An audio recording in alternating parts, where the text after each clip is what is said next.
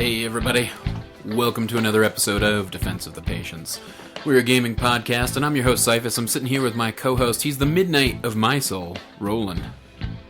Yeah, that was better. A little better? I don't get it. It's a Doom thing. Oh, you're the midnight of my soul. Yeah. Okay, yeah. All right. Because you're kind of like a creep. Because I'm kind of like a creep. I don't think Doom's creepy. I think Doom's just like a demon. Like a what? A demon, dude. I mean, are demons creepy? Yeah. You said they're creepy. Like the... You said creepy in like a different way. No. I meant I would consume you. You know. Look at that girl over there. Like that's the type of creepy you presented. That's not the type of creepy Doom is. Yeah. You know, like a neutral creep. Yeah, because he says that right before he consumes a creep. You know. You're the midnight of my soul. Yeah, Cyphus actually played a new hero today. We're a year and a half in now, basically, and he's played 7 of the heroes. So here in 5 years, almost to double digits. Maybe he'll play more. I get so much shit for not playing, but I play plenty of heroes. You used to get more. You play like Wraith King and Ricky. I like to spend time with a hero. You jumped, especially early on. Now, you play more Dota than I do, and we've discussed that on the show. Twice as much, at least, in the last year. Probably. So you get more time to go through more heroes. And now I think you're getting to a point where you're spending more time with certain heroes. Not really. Like it's whatever that Dota picker says other than Earth Spirit and Meepo. Yeah. And but you spent your time with Meepo already. Yeah, I did. I have like 35 games of Meepo, but those were all like when I was really bad. I was like, I play StarCraft too. I can micro Meepo. It's easy. You just you'll lose really, really hard because But no, I like to take a little time and spend a little time with a hero. That's all. Yeah, like 150 games of Lion. Is that a little time? That's like 150 hours of you just being Lion, just turning people into fish, earth spiking people, and fingering people. You've spent 150 hours. 128 games of Lion. Okay, we'll say 100 hours of you fingering people, dude. Oh, yeah. I've fingered a lot of dudes out there. That joke, I hate that joke. Everybody always has something to say. With Lifestealer and Lion, where it's like, hey, dude, I'm gonna get inside you. Hey, dude, come here, because I gotta get in you. I'm sorry. Like, I've got to get inside of you in order for this to work. What are some of the other shitty ones that are out there? Because it does feel absurd when I'm like, oh yeah, I fingered that guy so good. Or it's like, did you see that finger? Yeah. That's the only, I guess, acceptable way to say it. Is, did you even see if that you see finger? that finger, sounds a little odd. Or I'm gonna finger him. Yeah, I'll finger him. Don't worry. Or I'll finger her. Because refer to the heroes are gendered. Heroes. At least that's an interesting point because Ursi mentioned that on a cast that he was doing the other day. And he was like, that's, him or her, depending on whether you'd like to gender the player or the hero. I gender the hero. Yeah, I usually gender the hero as well. And I'll say her, like, even if Wazoo and I had a horrible game last night where a Timbersaw wrecked us, I was Winter Wyvern, and he was Phantom Assassin, he referred to me as her, and I referred to him as her. Sure. Which was, it was weird. Like, I was like, we gotta make sure... I don't know how you use it, but you find yourself using it. Yeah, you gotta you're playing Phantom Assassin, you gotta get a basher on her. Yeah, you gotta get a basher on, something like that. Or, yeah. I don't know, I probably still gender you and Wazoo in particular the same, just because I know you guys. I remember saying it and it feeling weird, definitely last night, when we played the game, and I was like, it's a dude, but it's a her too. So anyway, I'm going to finger her. Hey, can I get inside of her? Do you think I could get inside of her? All bad ones. PA's actually a pretty cool Lifestealer bomber. No, really? Yeah, dude. I guess the Blink Strike. She Blink Strike. That's fun. Spirit Breaker with that. Explode all over him. And he hops inside of you, and then you explode all over him together. And then you just kind of let him on out. You know what I mean? Oh, yeah. It takes some work, but he comes out. Only good if he gets out. Yeah, no, I didn't know this for the longest time. I may have already brought this up on the show, but Naix, I always thought meant Nyx. So when people be like, oh, God, that Nyx bomb, like, it would be like, okay, that makes sense. Like a Nyx assassin, it's kind of like a bomb, I guess. Like maybe that's his mana burn. Apparently, Lifestealer's Nyx. NAIX. Yeah. And the so things you'd only know if you played Dota 1, probably. And that's why when people say that, I'm like, do you mean LS or Nyx Assassin? I still ask, because I feel like people are confused in the same way I am with that. Probably. Where it's like, because you see NAIX, and it's like, okay, it has an N, and it has an X, so it's got to be Nyx Assassin. Your brain auto fills in the Y. Yeah, it kind of does. So I just barely found that out. That's what's new here. So coming up on this episode, we've got an interview with Reinessa. We're going to get into a ton of different stuff. What she does with Too Long Didn't Read, a little news show that she does where she kind of condenses Dota, or the last week of Dota, into 5 or 6. Well, she doesn't. It's not weekly though. It's. She said she tries to do them weekly. It's like when there's if there's shit going on, she makes a show. And she's, and that's a cool, I don't know, if there's news happening, the news comes on. I mean, of course, it's like Channel 4 or 5 or whatever, but she's good at it. It's really interesting. I mean, I don't know. It's concise. So it's like, if you're kind of like me, I guess, where it's like, I don't really follow any particular team. I don't really root for any particular team. If I just want to hear everything that happened really quick, so I have a basic understanding of what happened at a tournament, it's perfect. Or just in the scene in general. She's smart, she's well spoken. She has, although on the show she's reading it, and it's like she's reading it off a teleprompter, which is good. Which is good. People do. I'm not saying that's bad, but take her and put her in extemporaneous format, like we do.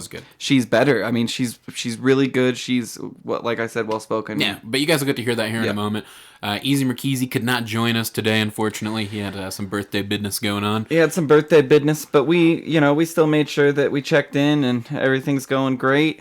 He is our fearless leader for sure, and he's done a great job so far. Big shout out to the Mercs, because But he'll be back on with us next week. So today, because we had a little bit of a longer interview, we'll be seeing him throughout the week on Fallout 4. Yeah, we'll all be on Fallout 4, just drooling from our mouths. Yeah, coming out Wednesday.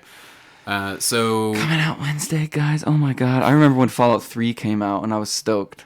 I bought it right away, because it's like, how could you not buy a game from the makers of Morrowind and Oblivion? With Fallout 3. Fallout 3 was one that was a game that I eventually picked up after seeing other people play it. Oh, I got it immediately, because I gotten an O-hole, Oblivion. Yeah. And definitely played the shit out of Oblivion. Then it's like, wait, post-apocalyptic zombie Oblivion, with guns? Fuck yeah. I don't know that it's zombie. But that's kind of how I felt like in my mind. Sure. When I saw it's like, okay, it's post-apocalyptic and they're mutants. I understand that, but when I initially looked at it, not it X-Men mutants. It felt like steampunky as well, in a weird way. Even though it's not, it's that that alternative 50s history thing. I love that. I mean, it's a cool. It's and like very Pleasantville. Unique. It's like Pleasantville with mutants, and some of them haven't gone mad. But I mean, it's a unique setting for sure. But my initial thoughts my initial impressions of it were that it was like a steampunk inspired type. Which I can see why that turned you off, and made you run 1,000 miles away. Because anything steampunk makes me run away. I'm not a fan of the genre. I think I don't know. It's just me. I know people love that, skulls and Kill Bill blood splurting 15 feet in the air type shit. And everybody wears a gas mask, but I'm not really into steampunk. I don't know if that's steampunk. That's my best description of steampunk. Steampunk's more imagining at the when industrialization started occurring, imagining just an alternative path for technology, for creation. I think that's really the biggest difference between steampunk. I don't know, motorcycles with chainsaws attached to the front of them, Mad Max. That is steampunk. No, that's not steampunk. Are you fucking kidding me? No, that's not steampunk. A dude on a guitar in front of a guitar with crazy contraptions. That's not steampunk. That is definitely you don't steampunk. Understand steampunk. I'm looking up the definition right now. It's going to be have you seen Mad Max? Click yes or no. Because I think Mad Max was supposed to be steampunky, and it definitely felt that way, and it felt kind of comic booky. Steampunk is a subgenre of science fiction and sometimes fantasy that incorporates technology and aesthetic designs inspired by 19th century industrial steam-powered machinery. That movie does not That's like steampunk, but 20th century. That's like 20th century steampunk. Oh, I type in as Mad Max steampunk. The first thing that pops up is an article from daily.com. Mad Max Fury Road is not steampunk. Okay, whatever. They call it diesel punk, actually. Is what, okay, so the 20th century version of steampunk. No, I don't. Diesel it's definitely not steampunk. I'm not even sure I like the movie Mad Max. Like, I've seen it. So I watched half of it and then fell asleep. Yeah. And then was like, oh no, I'm going to just start all over. Like, I'm going to watch the whole entire thing again and make sure I have a clear understanding of what's going on. And it just ended and was like, I was you can't even all the way through. You can't even be like, I love that. Like, I know I've talked to so many people that are like, I love that movie. And it's like, I'm still like contemplating if I even... I won't say that I loved it. I think Tom Hardy delivers a really impressive just being performance. Stoic, just by like not saying a single word the whole time. That's pretty incredible when an actor can do something like that. When he can just sit there with a mask on for like 35 minutes. No, when an actor can to a car. When an actor can portray emotion, like when an actor can do things like that and do that with relatively minimal dialogue. Like 70 minutes of that like 80-minute long movie, he's not talking. You would probably he's driving a car. You would probably hate that Robert Redford movie where he's like stranded on a boat and it's just him. Yeah, and he doesn't ever talk. And it's Robert Redford. The only I consider Robert Redford for that one Vegas movie where he pays like $1 million to have sex with that dude's wife. Yeah, sure. That's like the only like when I think of Robert Redford, that movie comes to mind. Yeah, wow. I don't like nothing really else. I've seen a bunch of movies with Robert Redford, of course. He was in that newest Captain America, the latest Captain America. I know movie. He was. And didn't he have a brief role in the new Avengers? I think he did. No, I don't think so. Because it takes place after. Yeah. Yeah, it takes place after the new or before the new Avengers. I just watched it. It felt like Robert Redford was in it, like on the news or something, like in a very small, like super cameo-esque, but maybe not. I don't think so. Are you thinking of Michael Douglas? No, I know Ant-Man? Who Robert Redford is, and I haven't seen Ant-Man yet. You watched it on the plane twice. Twice? Once there and once back. Why didn't you watch? I did. I watched Mission Impossible, and then it was like, oh, we got another 2.5 hours, and I guess I could watch Ant-Man again. Was it good? It was a little tougher to sit through the second time. It wasn't bad. It was a fun movie. Don't get me wrong. I like, I like superheroes that can have an exoskeleton and shrink down to the size of an ant. That really interests me. I like that they're so. All right, what's his deal? Marvel. Yeah, that's. I mean, that's. Is that his deal? He can he not be shot? Like, no, he do could. They just bounce off him because he has an exoskeleton? No, I don't think so. And what does he look like? He looks like a man in an ant suit running around. But he has an exoskeleton. It's a suit, though. Oh, his suit is the exoskeleton. Yeah. His ability is just to get small? He doesn't even have the ability. It's technology that shrinks him. You gotta watch the movie. I've seen Honey, I Shrunk the Kids, dude. Yeah, that's what it sounds like. It's like that, except... does he ride in Hot Wheels? In Hot Wheel cars, dude? No, he rides on the back of a wasp. Really? No, not a wasp. A flying ant. One of the flying ants. He rides on the back. Oh, that sounds painful. Just... All right. No, it's entertaining as hell. It's well worth it. It's so cheesy, but in all the right ways. It's really, really good. Oh, speaking of Marvel... Flash. So that's DC. Sony finally ditched because of those last two Spider-Man movies. The first one, I was like, I'm excited. And then they had to get like Jamie Lee, or what's his name? The Electro. Oh, Jamie Foxx. Jamie Foxx. I feel like that whole dynamic ruined it. Jamie Foxx is like, we're going to need some lights in here. We're going to need some women. We're going to need some champagne going. You think that's what Jamie Foxx did? I feel like that's probably how Jamie Foxx is, dude. No, I don't think that's how Jamie Foxx is. But he's actually a really big douchebag in that Joaquin Phoenix. I'm not here, whatever. Where Joaquin Phoenix, that whole documentary was a fake, but his part wasn't, and neither was Ben Stiller's part. Everybody thought Joaquin Phoenix was just faking it. I still think he wasn't faking it. He just was on a really long acid trip. In fact, I know they've recently. At some point after that, I know he publicly came out, but not even him. The fucking Affleck brother, Casey Affleck, who directed it even came out and said they were like intentionally staging it that way. Well, that's badass, and they intentionally staged it to Ben Stiller when Ben Stiller's like, "You're a dick, man." Didn't you see him on David Letterman when he took the gum out of his mouth and put it on David Letterman's desk? Yes, I did. And then and Jamie Foxx is in there, and Jamie Foxx has a part in it, and it's just like, wow, Jamie Foxx is a douchebag. That was my impression, and ever since then I haven't liked that version of Joaquin Phoenix. I don't know. I remember watching that documentary, but I don't. It's remember. Good. It's really. I think it's like I don't remember I'm Not Jamie Here Foxx. or something like that. I think it's called I'm Not Here, or I'm Still There, or I'm Still Here. It's a play off of the Bob Dylan documentary, where Bob Dylan is played by like a bunch of different people in that cool documentary about Bob Dylan. It's like I'm Still Here, I'm Not Here, I'll Be Here. Something like that with Joaquin. I think it's called one of those. Anyway, yeah, Jamie Foxx has a role. I'm Still Here. I'm Still Here. Anyway, yeah. So after the Spider-Man movies, Sony basically was like, all right, we're never gonna make money off of this shit again because nobody fucking wants. Did to see Sony do movies. Both of the Spider-Mans? The Tobey Maguire Spider-Man. Oh no, that's Sam Raimi. Sam Raimi did his 3, and as much as those Spider-Man sucked. As much as people like Sam Raimi after the first one. The second one was good. I thought was good, but was weak. The third one was just garbage. Are you talking Tobey Maguire? Yeah, that has been 3. Yeah. So the latest 2 Spider-Man movies, though, which I thought the second one was at least cool for killing off Gwen Stacy. At least they went that was lame. Distance. And yeah, do you know they're dating in real life? And that was that was a hard scene for them to do. I'm sure. I was over at my parents' house, and my mom loves to watch Ellen, Ellen DeGeneres' show, and they all 3 of them were on. Jamie Foxx, What's His Fuck and What's Her Fuck, Andrew Garfield and Emma Stone.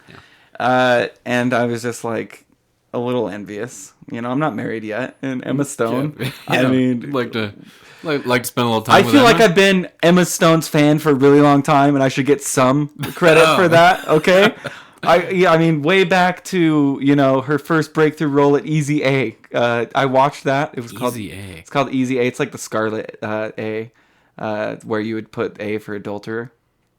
It's like a play on that. It's like a modern version of that. You wouldn't like it. I wouldn't. But I didn't like it. I only watched it because Emma Stone was like. Okay. I mean, I watched her in Superbad, like when she had the small. I've never seen Superbad. Yeah, it's not that great. All right, look. So Spider-Man, Sony ditched him. Look where my mind goes. I know. Joaquin Phoenix, and you're the master of tangents. So they ditched the Spider-Man movies from Sony. That means Marvel Entertainment and Disney were able to reacquire them. So the next Captain America movie, we get a third fucking edition of Spider-Man. Well, now the next Captain America movie, they're just going to bring Spider-Man in as another character. Is it going to be Andrew Garfield? No, they're recasting. So we have a third Spider-Man. The other Spider-Mans will not exist as far as the current Marvel universe is concerned because they're building up for the Civil War. Are we going to have to sit through him getting bit by a spider in another unique, creative way? Nope, sounds like you're not going to have to. I don't want to see him get bit again and be like, what are these weird... Oh, my hand's stuck to the doorknob. What are these powers that I have? You're right. That's the worst thing is every time you saw a Spider-Man movie, they had to come up with 100 creative ways to show that he could walk on walls. And it's like, what is happening with my hands? And then they freak out. Just a second. Yeah, there's always one of those things. Oh, my God. So, no, what they're doing... So, the Marvel Civil War, which is probably one of the cooler things, or one of the cooler, story arcs that Marvel ever did. They're prepping for that. Doesn't your boy Whedon have something to do with that? He'll probably direct the next Avengers movie, which it sounds like is going to have major elements of the Civil War within it. When's that going to be? Captain America's next year, next May. When are we getting our next movie? Probably not till 17 or 18. Our next movie in the series. I mean, not Avengers. That's Captain America in 16. That's with Spider-Man. That's with actually. We don't have one coming up. That's in 6 months. If you think about it, I feel like there should be 4 of those mandatory a year, where Samuel L. Jackson is in 2 of them. Well, and they're doing another Thor, and apparently Hulk's going to have some element or role in that. I like him. Yeah, he's a good Hulk. I liked Edward Ruffalo, whatever you want to say. Yeah. He's a good Hulk. I like him better than Edward Norton a lot. Because Edward Norton's just like, I feel like if Edward Norton was any of his characters, he is just the character in Rounders. Like, that is who Edward Norton is. Like, why does he gotta be that guy? Because that's just how I view Edward Norton, because I've seen that movie every single time. What happened to your face? She crossed her legs.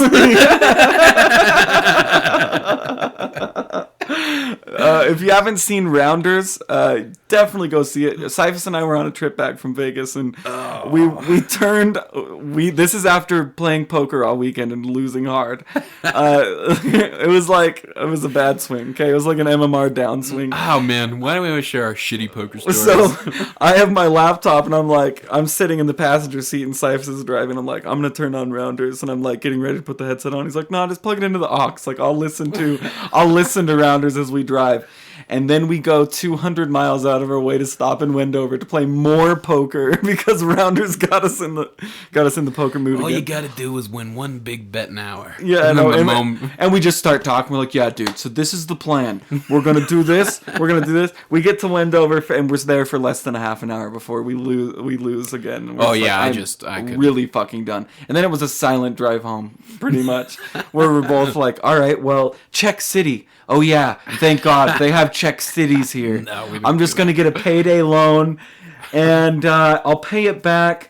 My parents have a boat. I don't think they'd miss it. Maybe I can get the title to that. No, thankfully it wasn't that bad. No, it was. I mean, it was. We brought what we expected to lose, but we were talking so when we get back, we should probably invest the money. I'm gonna probably do a 6-month CD, a 9-month CD, and then a 5-year. Probably put the majority of my winnings in the 5-year. Well, you had talked me into, because I was on a winning streak at that point. Like, I was doing really well. Mm-hmm. I think I had like won $1,000 in the last like 3 or 4 games that we had played. And I was in Vegas the weekend before, right? And I was like, "Dude, it's just a bunch of fishes swimming everywhere, bro." and you had me thinking. I was I beat Ryan Reynolds that trip. I went up in a hand against Ryan Reynolds. He went all. He had aces up, and you had. No, I had a full house to his aces up. To his aces, yeah. And he was like, he was a dick, and he was such like a snob too. He was sitting there, and I still think you misread that situation because you didn't know who he was until you called me, and you're like, he was in that one movie, Just Friends, and I'm like, that's like the worst Ryan Reynolds movie that you could possibly think of. Regardless, he had a glass of white wine next to him with a little table, because you can get these little tables that are next to you, a little like thing. He had white wine, glasses at the tip of his nose, with one of those Sudoku books, okay? Playing Sudoku and poker. $1, $3 poker, okay? Blinds. $1 small blind, $3 big blind. And yeah, and I was just like, I did definitely targeted him, because the guy that has to go to those great lengths of like, I'm casual, I'm just here to be casual, is the fish at the table. And the other line from Rounders, if you don't identify the fish within 30 minutes, you're the fish yourself. Isn't that the opening line of the movie? If maybe. You can't spot the fish within the first 15 minutes of the table, you are the fish. You are the fish. Starting or opening lines. And so anyway, that movie got us in a lot of trouble. You convinced me to go down there because of all that. I made like $2,500 really, really quickly, and was like, oh my God, Caesar's Palace is the place to play. You get these high rollers that get drunk. You act like you're drinking. I would always order tonic with ice. Tonic and lime. Just tonic and lime. I'd say a tonic and lime. And so it looked like I was just downing gin and tonics over and over and over and over and over. And I would start to play loose, and I would act that way, and it would really work out. Then it didn't work out. Yeah. So basically I won $2,500 to lose like $1,500 to pretty much the same. Well, the casino just raked money off of it the whole time. They didn't. I think money. I was down like I think I was down like $500 or $600 that whole trip. You were down more than that. Maybe with cost included. You were down. I was down like 1,000. No, because I was up big at that table, and then we sat down with that lady who ended up getting us into home games back. Oh my gosh, yeah. Who busted my aces with a flush. And she's mean. Yeah, she is. I've played a bunch of poker with her lately. She'll stab you in the back and take your money, man. Yeah. Like, and she is not. But yeah, you had me convinced. But you were right. Like we did went get down, a great connection. Here's the problem. And everybody's got to be so bored of this poker talk. But here was the problem. We went down while they were having a major World Series event. Yeah, so everybody that busted out of the World Series event, these pro fucking poker players. I mean, I met Scotty Wynn. They weren't pros. Yeah, Scotty Wynn was there, but he wasn't playing no 1-3. No, he wasn't. Scotty Wynn just gets paid to go and just walk around and talk to people. So Scotty Wynn comes up to me and I'm like, Scotty, should I play this? And it's ace-9 suited, and he's like, maybe, baby. And it was like the best thing, because if you know, Scotty Wynn's a professional poker player. He's really popular. He says baby all the fucking time, and he's really kind of obnoxious. But like, I met him, and he had a fucking Ferrari that said, what did his Ferrari say? Oh, what did it say? It said it said baby. It said something baby, like money baby or something like that. No, I thought it was some poker. I thought it was something like all in or something. Or like aces up or something. Anyway, he had like a sweet ass card, and like people were hovering around him, and he like bent. He's like, "What you holding?" And he like got down, and I was like, "Should I call?" And he's like, "Maybe, baby." And it was just like, and I called. That was a great poker celebrity moment. Yeah, and I was like, "Dude, the issue was the issue was they were having that World Series event, and so everybody who takes poker seriously was playing in that event, and they were all getting knocked out and coming over to sit down and play the 1-3. Kick our asses. Oh my god. And we weren't prepared. We weren't prepared to sit at a table though with the majority of the players basically being there to do the same thing we were. Yeah. Because they were more practiced in that environment. And I was kind of like, I don't know. I remember sitting down, and within maybe 3 or 4 hands of just barely getting to Caesars, I was up like $800. And I was like, oh my god, like I'm going to buy. Oh, I remember what happened to you. Yeah, you were sitting with me at that table. No, that was later. And you ran kings against that guy's 10s, and he caught a 10 on the river. Yeah, we're not a poker podcast. That brings back really bad memories. I got up from that situation where it was like I was sitting at like 750 buying in for 3, and this guy had me covered, and I was like, oh my god, like I'm totally set. Like I've got the best odds. I'm just like, oh my god, he has aces. Like what have I done? And I see the 10s, and it's just like, whew. He was playing them like they were aces. That was a weird moment. Anyway, let's stop talking poker. Anyway. I hear the pause buttons. I hear the skip buttons all being slapped on those phones right as we speak. I hear the ATM machine and a quick drive to Wendover, dude. That's what I hear. Yeah, boss will come tomorrow. Okay, folks. Well, we're going to take a quick break. When we come back, we're going to have Reinessa on, and then after that, we're going to come back and talk a little bit of the .p Game Club.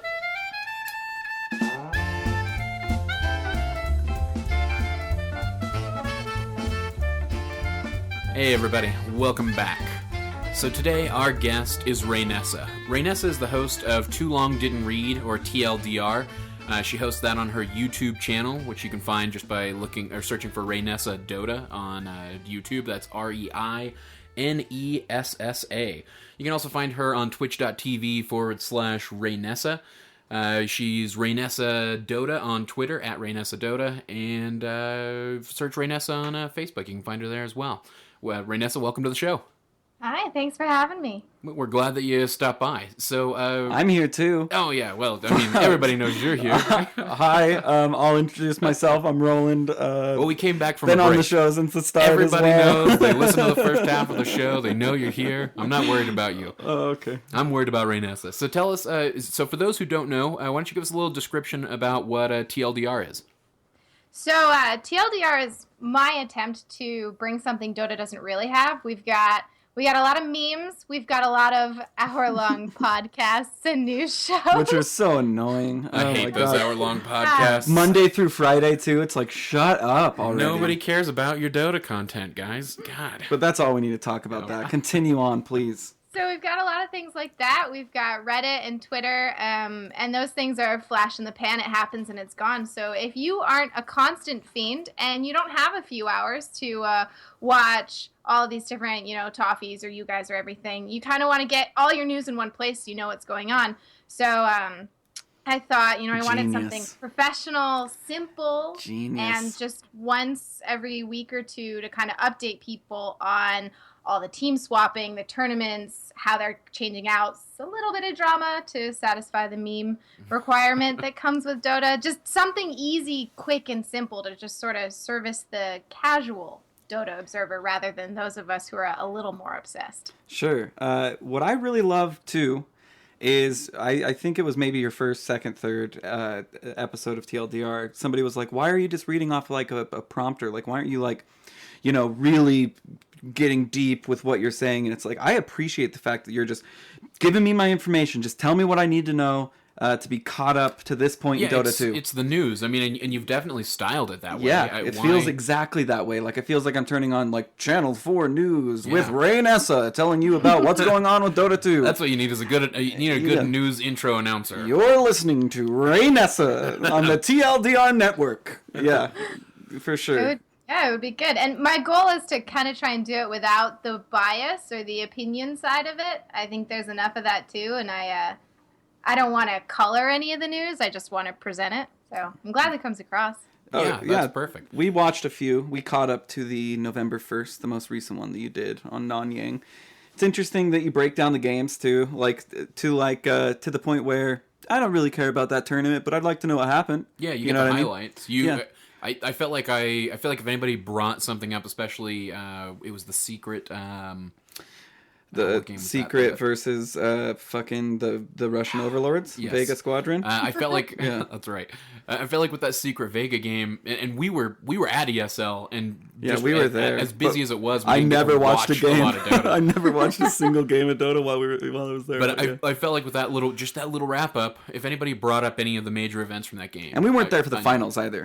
We had to leave to catch our plane. I was on a plane for the finals too. I watched the Arteezy self stun in the security line at the airport. Oh, what? See, we're not that diehard. We just got drunk at a bar in the airport. But yeah, I mean, we checked. We had the score app. What's that app called that you have? Oh yeah, I'll pull it up and find out. But he has some app that like updates you on like scores and stuff like that. But yeah, Ursi showed it to me while we were there. This is definitely like, I feel like the first like traditional like welcome. I'm Reinessa, and here tonight we're going to talk about this scandal or that scandal or what happened at the tournament, and I'm going to be completely unbiased and tell you that I think it's much needed for people to, because I can't digest it all. Oh, that app is I've been actively craving it, like when I would watch The Good Show or when BTS used to do In the Summit or whatever it was. Mm-hmm. I loved it. I was like, oh my gosh, I know what's going on. But those shows, they don't stay on topic that well, and they're long, and they're not that frequent. So I've been craving it for maybe a year or two, and didn't think I had the time. And then I guess a few months ago, I think all the team roster shuffles got me really frustrated, and I was like, man, I wish there's someone who just laid this all out. And I was like, well, I guess it'll have to be me. Badass. Yeah, that's why not? It's something the community needs. It's definitely a niche that's not being filled, not in any succinct way, more importantly than anything. And yeah, that's when we kind of started this podcast. Admittedly, we've gotten a little more involved in the scene, just inevitably from doing it for a year. But our focus was always on the casual player as well. And I still think that even as fiendy as you, Roland, may be... You too, bro. You're the one that's on the try-hard team. You're the fucking fiend. Well, no, I mean for like the Dota 2 pro scene, the news, everything I don't fall asleep to pro games. I fall asleep to like Weehaw playing Earth Spirit 8K MMR. Even that's still, what I fall asleep even as to. much as you watch, my point being, you're still not somebody who is out there getting every piece of Dota news. No. And it is nice to have a location that's just consolidated into one source. I'm there though when Reddit's there. Like you know about like the hot dramas. I'm like, dude, did you hear about so and so or what and what? So speaking of hot dramas, we haven't talked about this yet on the show. So recently, and I'll have to have you, Reinessa and Roland, the two who know a little more about it, I would explain it to me. But the digital chaos stuff that's been going on with their scrimming, I only heard bits and pieces. No scrims. We don't say scrims. Oh, excuse me. Reinessa banned saying scrim, and we're going to respect that. All day on her stream, nobody's been allowed to say scrim, goddammit. Yeah, how disrespectful, really. Sorry, Reinessa. Go ahead. It's okay. It's we were talking about this. I mentioned this to these guys before, but I banned the word scrims from my stream chat because if anybody brings it up, it'll get starred out for everyone else in chat, so nobody knows what they're talking about, and I just ignore it. So the person who asked the question is just like, "Oh, she's busy or didn't see it," and they drop it. So I streamed an entire day avoiding discussing this at all with my chat. And so now we're gonna force you to discuss it. Yeah. Well, so tell me what's going on. Give me the. Can I give you the title of it before she gives it? Sure. This is written and directed by Sunsfan. It's called Hitting Rock Bottom, okay? Is what it's called. Reinessa, take us away. So essentially what happened is there was a Skype group with guys from different teams. Notably, it would be Ritsu and Mason, I think, are the names that people are focusing on. And they shared drafts with each other. And those bastards! Yeah, so they shared scrim drafts, which, is kind of like a sacred thing that you don't do. Now, we've seen it happen. There was the Arise incident. Moon tweeted some picture from a scrim one time. Like, it happens. These guys talk all the time about strategies and everything. Like, they're all friends. So it's not that surprising. I think the negative element of it was that it was at the screenshots that were taken were pretty anti-digital chaos. Digital Kolos Rebellion is what it was called. So there is a much more, normally it getting leaked that people are sharing scrim info in that way, like, is bad, yeah, but in this case it was worse because it was, like, directed against a specific team, I guess, is what ended up happening. So, I mean, it's basically just because of the overtly negative tones they took towards digital chaos then. Well, yeah. And what I understand that is overtly negative tones towards DC in that screenshot. Sure. I mean, think about it. Like, think about when you're playing competitively and someone takes a game off of you or someone says something cocky in a pub. You're pissed at them. You're going to trash them for the next day or two.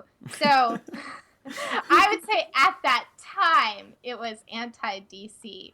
But it could have been anti-anything at any time, including teams of the players who were involved in it. Like, someone could have changed the group name to something else. Yeah. And, I mean, we've seen how NA people talk. Fuck you, fuck this. Can I read it exactly, please? Yeah. Can I read? It's just a short bit between Yawar and Mason, okay? And it's, Yawar says, 10-1 in scrims versus US. You think you are top 2 in NA, question mark? Mason says, you guys should probably qualify for a LAN before you talk shit and get paid your salaries. It's going to be embarrassing when you have an org.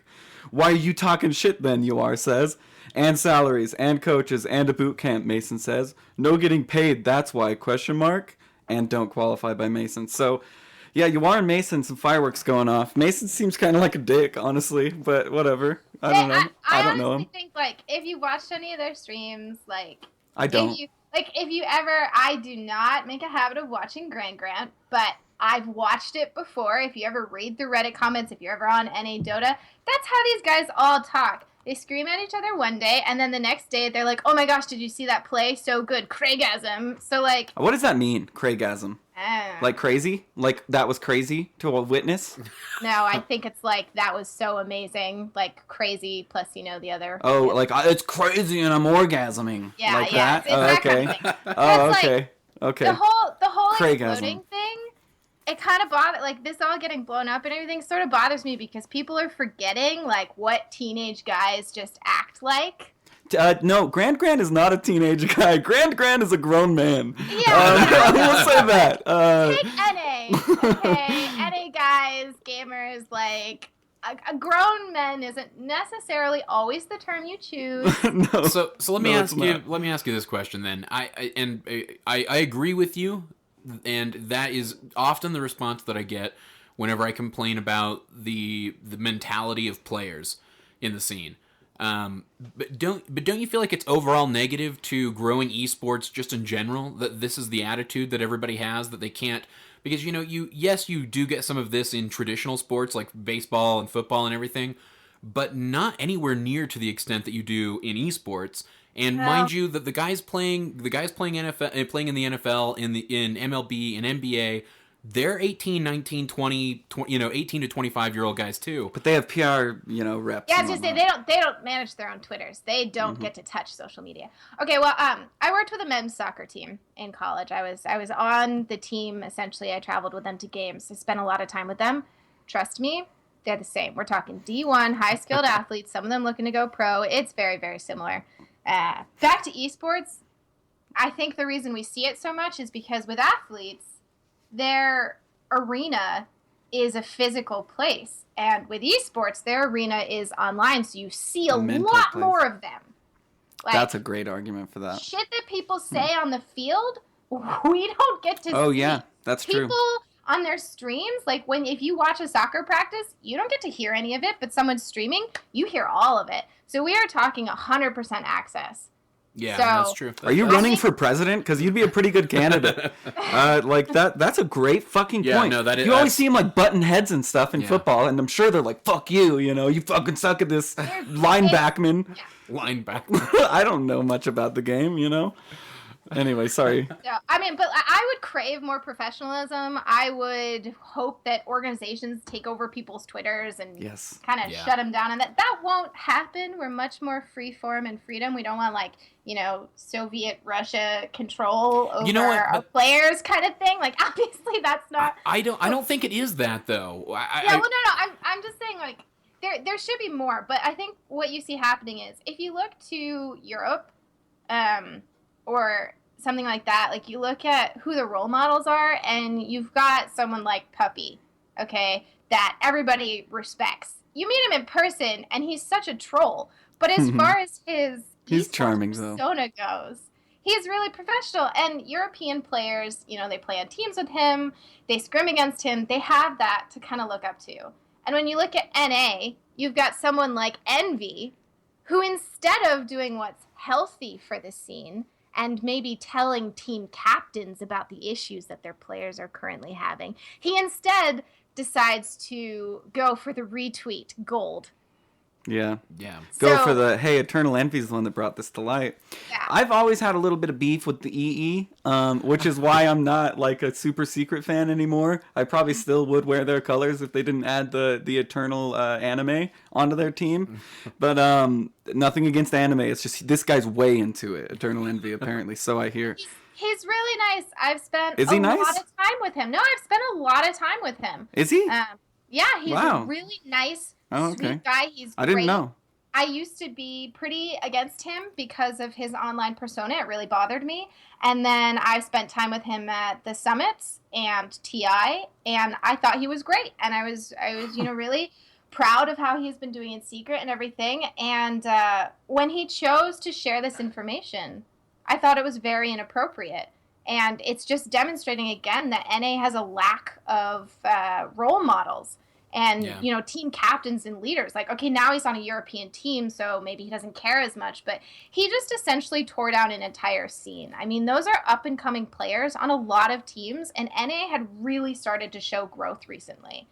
And what he just did is really, really damaging, and I wish he had thought about it before he pastes a small section that was sent to him from a potentially jaded person when you don't know the context of the whole story or the reality of the situation.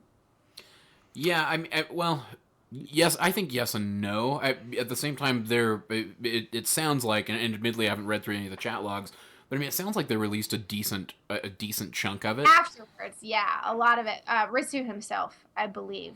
Ritsu, apologized and whatnot. And put it out afterwards, and he was like, guys, here's what it is. Here's what it is. I don't want you to see little pieces of it. I don't want you to think I'm hiding anything. But when I read through that, I just see some guys screwing around, Yeah. It's unethical, but...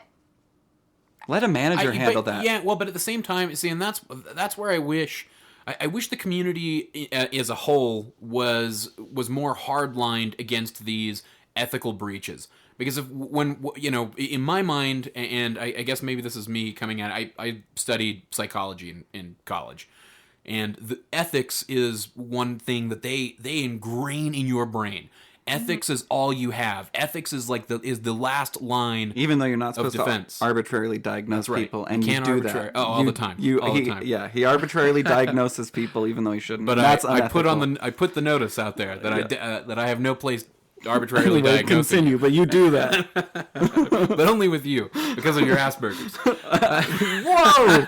Whoa, Asperger's. Okay, we have like the model of professionalism on the show, and you say that I have Asperger's. Well, this isn't a professional show. Okay, all right. But so regardless, I feel like we as a community have to take a more hardline stance against these types of ethical breaches, because I think it pays off more in the long run for everybody who wants to step in and get involved. Yeah, I mean, I think the appropriate approach would have been for Envy, or he who sent it to Envy, to send it to the correct team captains and request an official apology. Like, that is a... Sorry, like, but aren't the team captains just as bad? Like, I hate to break it, like, to say that, but like, aren't they just as bad? How much do you know about me? Just like my personal life? None. Literally none. Why, are you a team captain? No. Okay, do you know who captains Cloud9? No. Do you know who I know who captains EG. the easiest one. Full disclosure. 1437, Theban, is the captain of Cloud9 who put the team together. Okay, good. He and I have been dating for quite some time. Oh. All right. Well, I'm not talking shit on your boyfriend. I'm just I was at first, but now I'm backpedaling. I'm backpedaling. And why I said I wish they had told team captains, because, I happen to know in this case it would have been handled quite well. Okay. All right. I feel like a dumbass now. Thanks. Do you know anything about my personal life? The second you said that, I was like, oh god, she's a team captain. I know it. Even worse, it's her boyfriend. Fuck. I feel like that's maybe relevant. That's why I also potentially have a little more insight than the average person would about this, and why I said I probably have a different opinion, because it hits a little closer. But I wish that Envy had told captains and informed DC privately. Like, told Suns fan and Saj somehow privately and said, like, this is horrible. I've informed their teams. You should discuss with them how you want to proceed with this. Mm-hmm. Because then it could be handled in that professional manner. You could have an official apology. You could have a summary statement that doesn't show private chat logs out of context.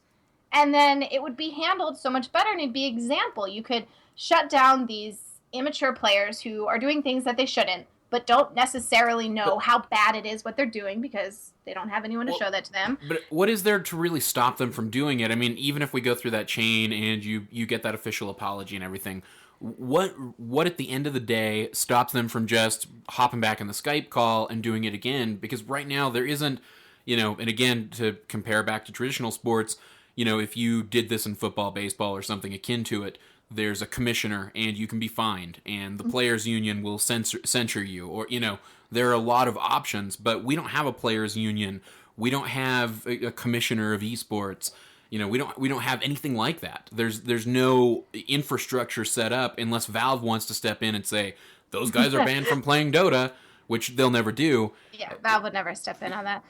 Well, what we do have, and the reason that this is actually so damaging, is the way that professional teams work is they need to practice, right? You can't 5-man queue and expect realistic practice. They have to scrim other teams.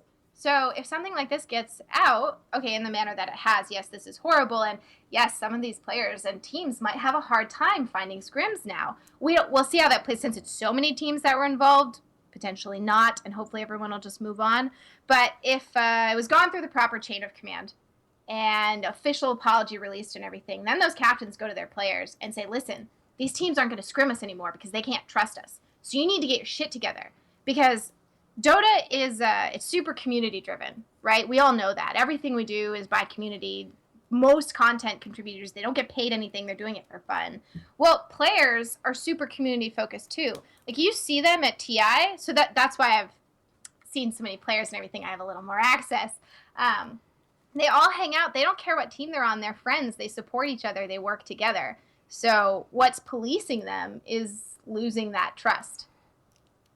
Yeah, so, but that's that's not enough for me. No, it's not. It's not for me either. I wish we had a players' union. I really do. With representatives from various teams that were there, where you've got these drafts, where Valve is kind of forcing drafts to be a little bit more stable with the majors and that implementation. A players' union would go a long way, because then what these guys get hit with is a fine, or they get hit with a tournament ban. Hey, guess what? You guys can't participate in the next 2 to 4 LANs. You're not allowed to, according to the players' union. That will cripple a career, though. That's in exactly esports, it'll cripple a career. That's the point. That's the point. It's really something you could move towards when you have bigger rosters. So with this 2 subs thing, and teams like LGD was it, Zhao and Yao, I think, are subs, even though they used to be main players, but they're still ready to step in at every time.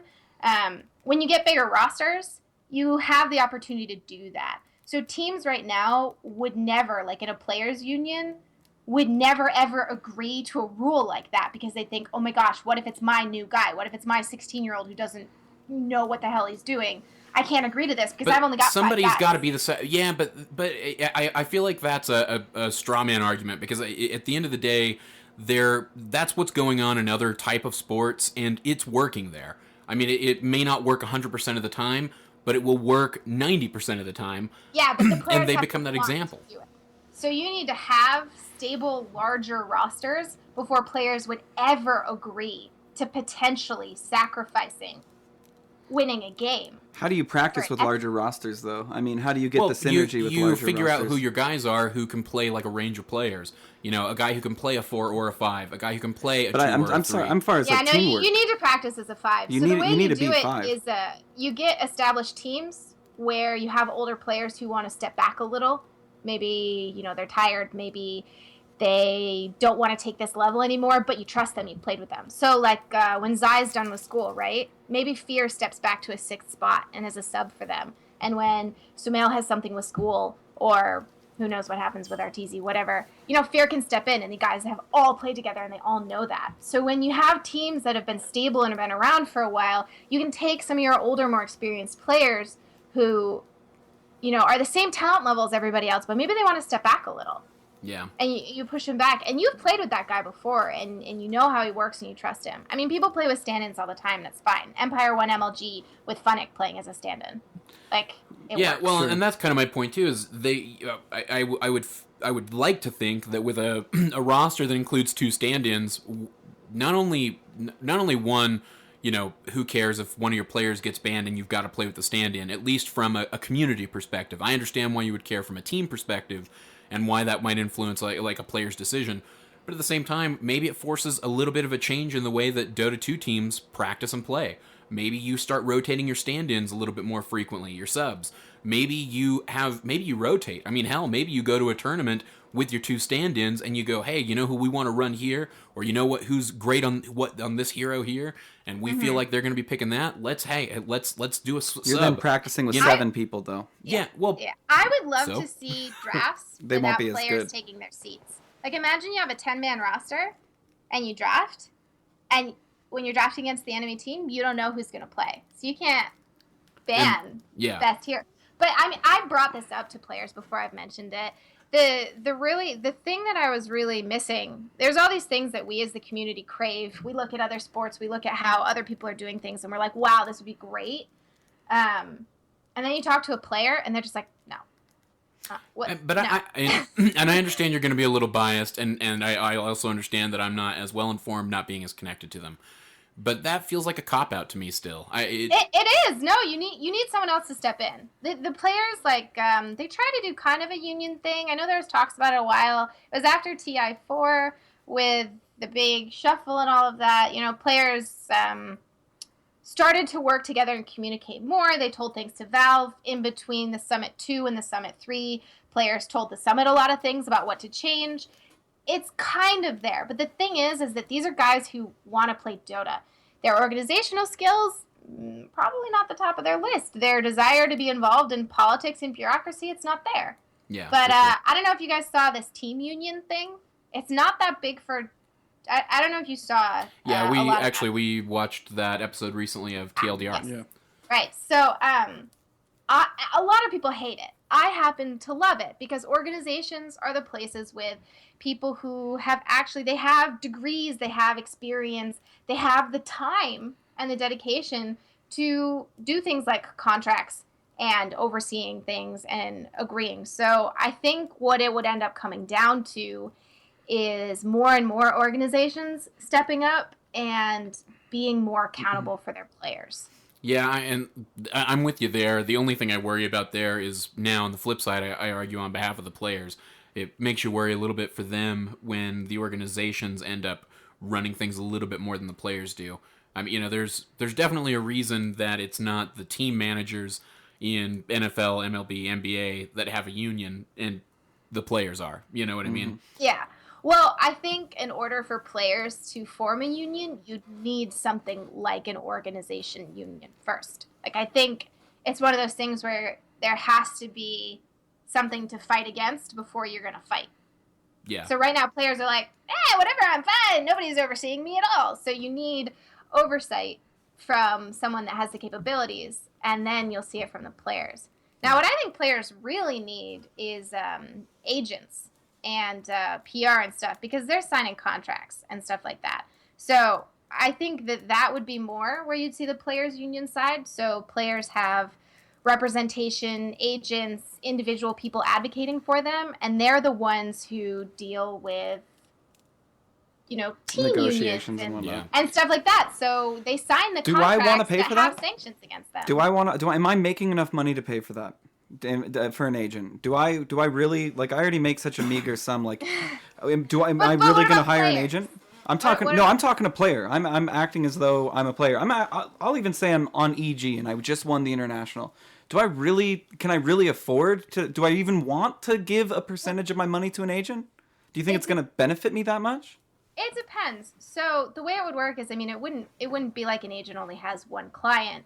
It would be in the way, it'd be almost like you're a talent scout plus an agent sort of thing. So you're checking FPL games and the Fiend and everything, and you talk to people and you're like, hey, you should use this guy as a stand-in. Hey, this team looks good. Like, just someone with their finger in all the pies. I don't know how it would work. I just think that's what we're moving to. I know What is Hip is trying to do that, right? He has representing player. He's got something that's sort of moving in that direction.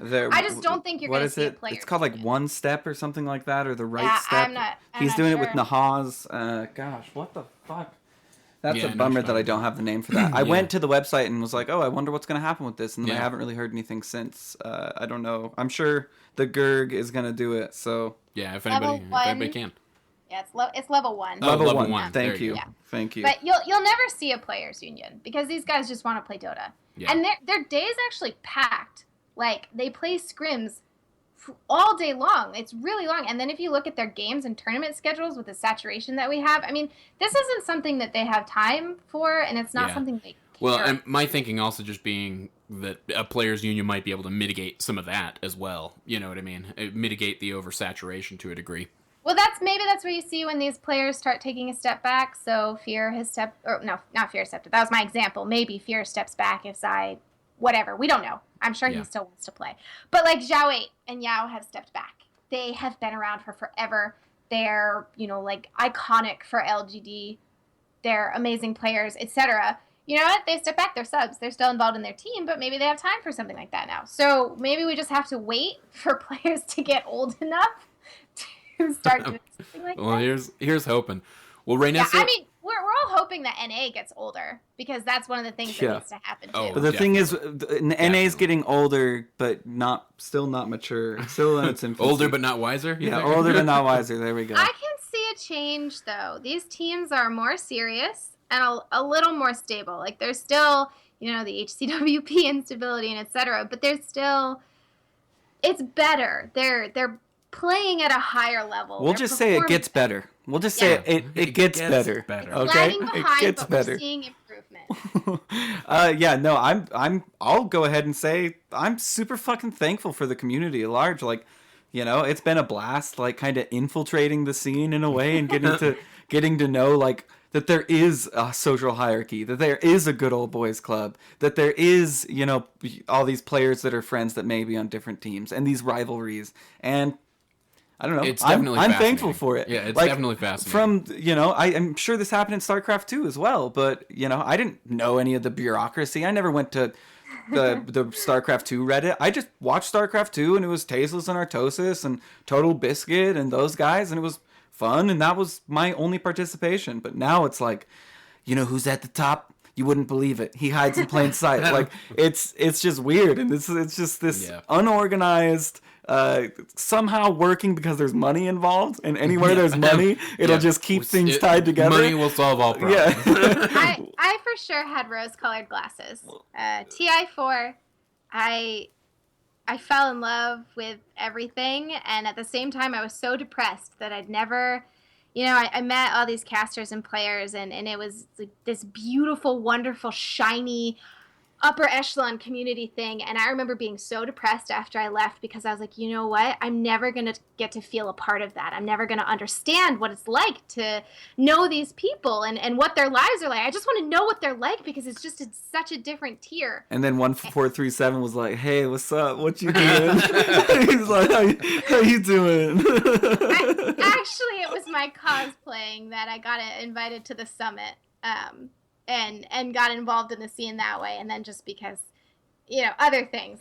Sure, other things. Yeah, but I have to say, the rose-colored glasses did come off, and I learned quite a bit more, and not only have I seen a lot of drama, I've been, the target of some... And I've gotten to experience the full gambit. And okay, so it's no longer this shiny, beautiful, everyone's happy-go-lucky nice thing. But I still think the sense of community is there, and it's amazing, and it impresses me. Every time you go to an event, like, you can see it. I'm sure you guys saw it at ESL. No, ESL was a shit show. I'll be honest. ESL was a shit show. But TI5 was awesome. TI5 was a blast. Yeah, it was great. TI5 was I liked ESL. I had fun at ESL. Were you there? Yeah, I got 4th place in the cosplay competition. No way! Really? We were cosplaying? Uh-huh. It was Beastmaster Day 1 and Zeus. I just say it was a shit show because I hate New York so much. It was actually a lot of fun. I didn't like the New York part of it. I had fun. No, we did a whole long thing about it. Yeah, it was... What capacity were you there for? Like, were you there because you were, press or... No, I was just there for fun. Oh, just there for fun? Okay. Yeah, we were there to, get shit done. You know what I mean? We were there to, put our nose to the grindstone or whatever that saying is and get interviews and get people on our camcorder. Well, and basically we couldn't talk to anybody. Yeah, we were told within 5 minutes of getting there. We went there as press. That players wouldn't be doing interviews. And so it was just okay, I just flew 2,000 miles for nothing. I'll sit in this press room though, and I can't eat the food because press can't eat the food. So that was my experience with New York. But we had a big screen right in front of us with Dota on it. Yeah. So how the fuck am I complaining? Yeah, is basically the point. I put all that time. Well, we did a ton of other stuff. We ended up we ended up having to just interview people that were there, unfortunately, and not. It was just unfortunate that we showed up and literally we had been on a flight. We flew red eye overnight. And we got in. We have busy lives. And we literally got to Madison Square Gardens at 9 a.m. Right when it was starting. And that Friday. and then literally within 5 minutes of us being there, they were like, "Yeah, the players won't be doing interviews." Well, within 5 minutes of us being there, I had to delete shit off of the video camera. Oh yeah. Because I was approached and said we're not going to start filming anything until the event is open, which it was opening in 25 minutes. Yeah. And so I was like, okay, well I'll get no behind the scenes. And I had to show them that I deleted it. They had to see proof that it was deleted. To which we got to interview some guy named James Grumke, who works for NVIDIA, because his agent was just asking everybody to interview him, and that was one of our 3 interviews, and we flew to do that. So immaturity, the scene being in its infancy, and shit like this, making it go back a step instead of forward a step, really makes me sad. I'll say that much. Yeah. I kind of sat there quietly listening, but it does make me sad that this has to come out, and DC has to have so much drama surrounding it from the get-go. Can't they just be a team and do a different pay structure and be awesome? I love Suns fan. I love Sajidine. Anyway. Yeah, they're both great people. But the reality is, I'm sure every single team faces that kind of hate in behind the scenes chats. I can imagine. Every single one. We just don't see screenshots of it all. We don't see every single player being crucified. Nope. No, we don't. And I'm sure there's this going on everywhere. Yeah, and I think you're right about that. That is a great point. A very mature way to look at it, too. Yeah, a good thing for people interacting with this to kind of keep in mind. But I think on that note, we got to wrap this interview up because we're running a little long on time on the show.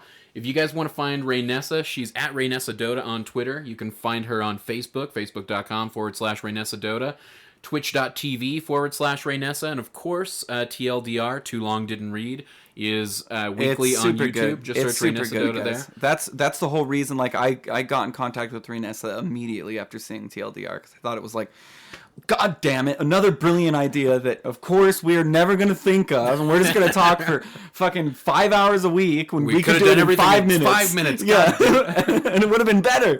That's the shitty part. It would have been better. Well, she streams weekdays at about 6 p.m. EST and weekends at 2 p.m. EST.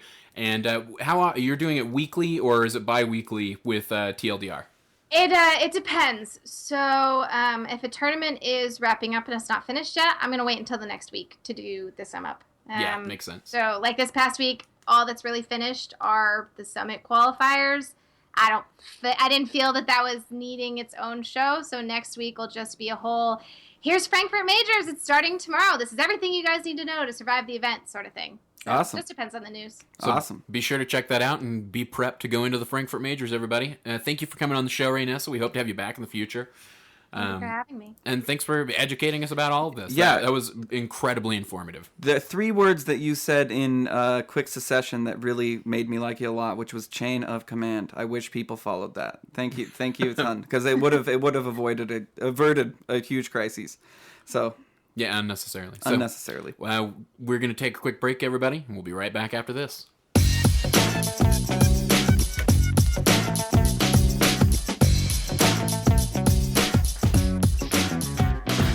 And we're back. It was nice having Reinessa on. Yeah, she was, like I said, well-spoken, interesting. And shed some, or at least offered an interesting alternative view to all that drama that's going on. I hope her big buff boyfriend doesn't beat me up because I said team captains are immature. I hope so too.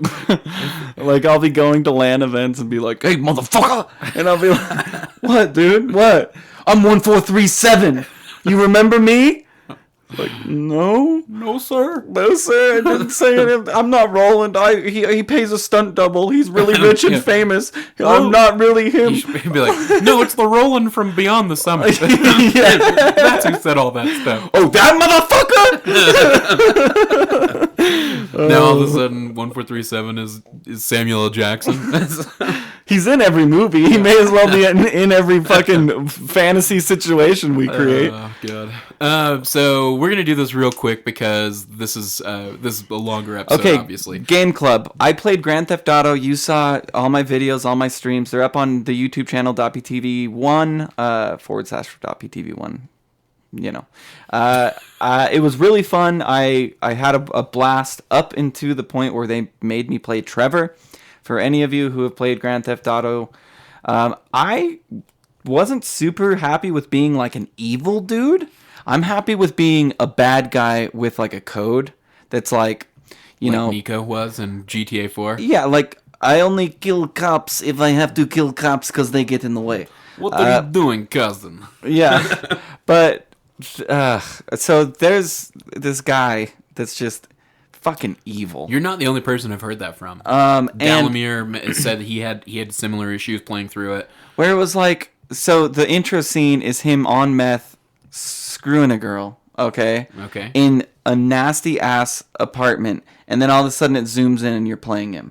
And it's like, and I was like, maybe I can just like skip back so I can play Michael or and Franklin. Like, oh, I've played Lifestealer before. I know how this game works.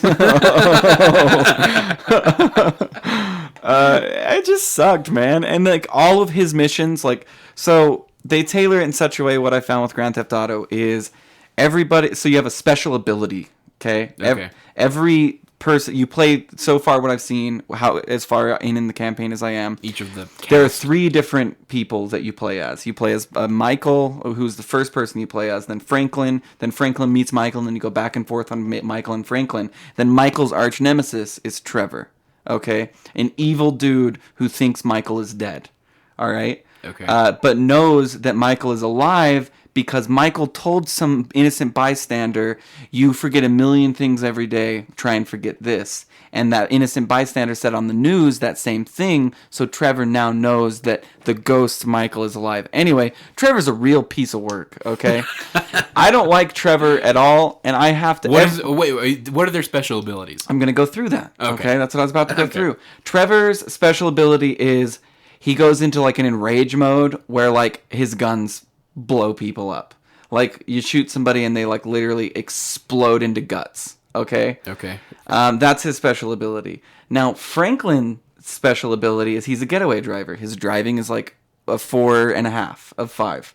So you can press caps lock while going like 150 miles an hour, and it slows down time so you can just weave through traffic, make an extremely impossible turn that you couldn't make, and just have fun in driving missions. Oh, that's cool. A lot of Franklin's missions, you drive around. Like, and they make it cool and interesting. Like, you're a getaway driver, you know what I mean? And you're the baddest ass getaway driver in Los Santos.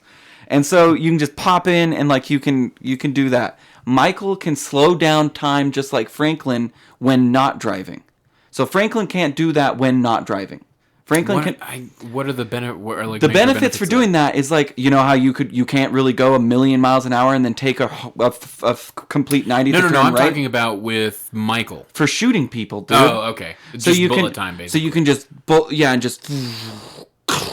Are your guns just as slowed, or are you still moving? Your guns are just as slowed, and you're still just as slowed, but it's great. Oh, it's awesome. And, like, there are missions that they're tailored to those skills. Sure. Like, Franklin's, like, you got to catch up to that guy. Trust me, I will. Because I'm never, like, I'm going to weave through traffic like a maniac, and it's awesome. Or, you got to kill those guys, Michael! Or, you got to silently get in there and make sure that no one hears you. And so you can, like, make sure you maneuver, and people are like, huh?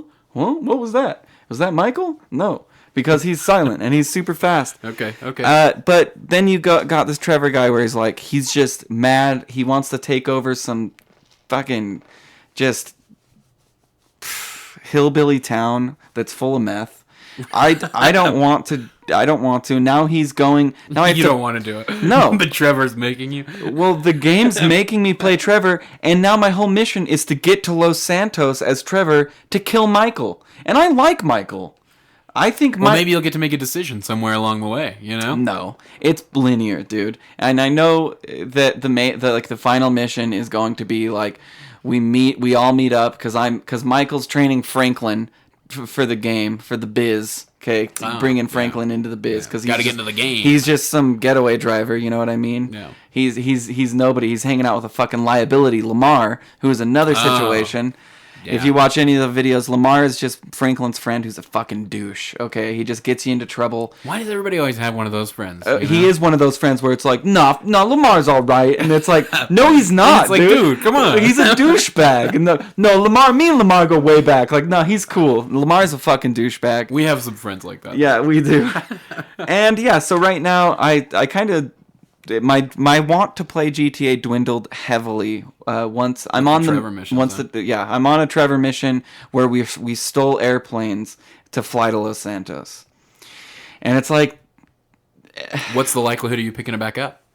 I'm going to, because I want to play as Michael, because I want the bad good guy to beat the bad guy, because Michael's a bad guy. We're all bad guys in Grand Theft Auto. Yeah, it's just, it just depends on how bad you are. Like, I don't go out of my way to, like, hit people. Like, Trevor's, like, laughs. Like, Trevor had a piece of brain on his foot and was like, you want to talk to the last sentient piece of the dude I just killed? Here. And he picks up the piece of his brain and is like, talk to him here. And as he's waving it, all fucking psychopathically. And that's who I am. That's who I'm assimilating to be. And I don't like it. I don't like the way it makes me feel. I don't want to be Trevor. So, yeah. Sorry. I don't like that. And I know now that he's a fixture of the game. That, like, even when I beat these Trevor missions, I'm eventually going to have more Trevor missions. Which makes it counterintuitive, because it's like, I want to be a badass as Michael, pulling off, like, bank jobs and diamond jobs. I don't want to play the character that's going to try and kill Michael. Yeah. It just seems like, I don't know.